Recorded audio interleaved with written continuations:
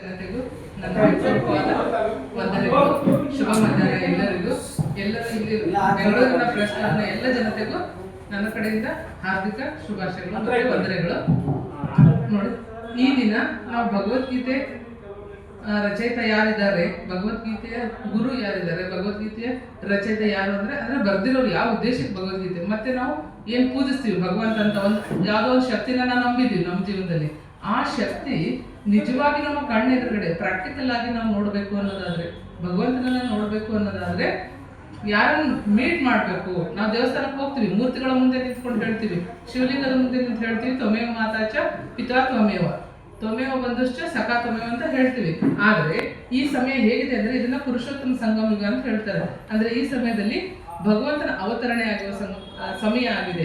ಇದು ಸುಸಮಯ. ಪುರುಷರಲ್ಲಿ ಉತ್ತಮವಾಗಿರುವಂತಹ ಪುರುಷರು ಯಾರಿದ್ದಾರೆ ಅಂತವ್ರನ್ನ ಪ್ರತ್ಯಕ್ಷ ಮಾಡುವಂತ ಸಮಯ ಆಗಿದೆ.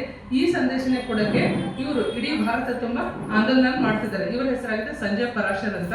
He is a educational, motivational and spiritual speaker. ಇವ್ರು ಏನ್ ಮಾಡ್ತಾರೆ, ಇಡೀ ಭಾರತ ದೇಶ ತುಂಬಾ ಇವ್ರದ್ದು ಮೊನ್ನೆ ತಾನೇ ಗೀತಾ ಜಯಂತಿ ಆಯ್ತು ಡಿಸೆಂಬರ್ ಅಲ್ಲಿ. ಭಗವದ್ಗೀತೆ ಜಯಂತಿ ಮಾಡ್ತಾರೆ ಕುರುಕ್ಷೇತ್ರದಲ್ಲಿ. ಕುರುಕ್ಷೇತ್ರ ಯಾವ್ದಕ್ಕೆ ವಿಶೇಷ ಅಂದ್ರೆ ಧರ್ಮಭೂಮಿ ಮತ್ತೆ ಕರ್ಮಭೂಮಿ ಅಂತ ಹೇಳ್ತೀವಿ.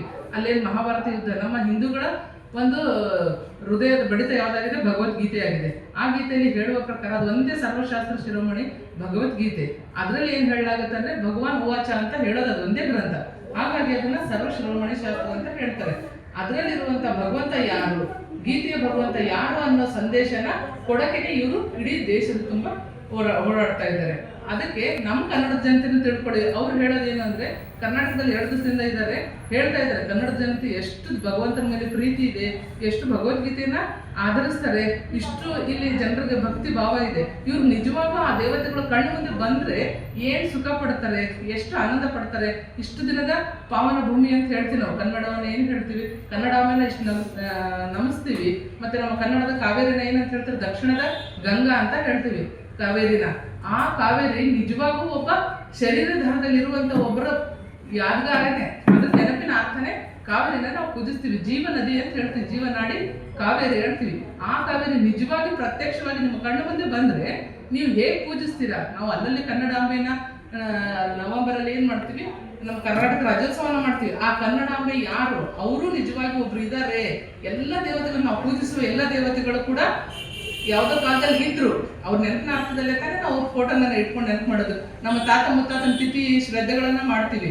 ಇದ್ರು ಅವರು ಅಂತ ಫೋಟೋ ಇಟ್ಟಿದ್ದೀವಿ. ಮೂರ್ತಿಗಳು ಯಾರು ಇಟ್ಟಿದ್ದಾರೆ ಇವಾಗ?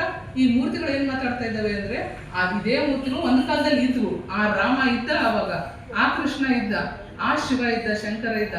ಆ ಶಂಕರ ಈ ಜನ್ಮದಲ್ಲಿ ಎಲ್ಲಿದ್ದಾನೆ, ಅವರ ನಿಜವಾದ ಪ್ರಾಕ್ಟಿಕಲ್ ರೂಪ ಏನಿದೆ ಅನ್ನೋದನ್ನ ಹೇಳೋದಕ್ಕೆ ಈ ಸಂದೇಶನ ಎಲ್ಲ ಸ್ಟೇಟ್ಗಳಲ್ಲೂ ಹೋಗಿ ಸಾರ್ತಾ ಇದ್ದಾರೆ. ಕರ್ನಾಟಕದಲ್ಲಿ ನಮ್ಮ ಪ್ರಯತ್ನ ಏನಂದ್ರೆ, ನಮ್ಮ ಜನನು ತಿಳ್ಕೊಳ್ಳಿ, ನಮ್ಮ ನಾಡ ನಮ್ಮ ನಾಡ ಬೆಳೆಯೋಕೆ, ನಮ್ಮ ಜನನ ಪಾವನಾಗಕ್ಕೆ ಒಂದು ಅವಕಾಶ ಸಿಗ್ಬೇಕು ಅಂತ ಅವ್ರನ್ನ ಇಲ್ಲಿ ಕರೆಸಲಾಗಿತ್ತು.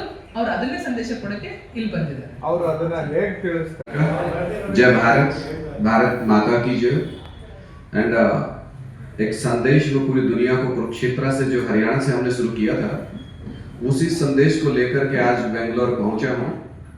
तो इस पवित्र चंदन की, कावेरी की, नायक प्रभु कैंपेगौड़ा की धरती को प्रणाम करते हुए, जन्मभूमि को प्रणाम करते हुए आप सभी को, पूरे कर्नाटक, बेंगलुरु को ये संदेश देना चाहता हूँ, पूरे भारत को ये संदेश देना चाहता हूँ कि भारत कोई जड़ जमीन का नाम नहीं है। गीता मात्र एक किताब नहीं है, गीता माता है, भारत माता है।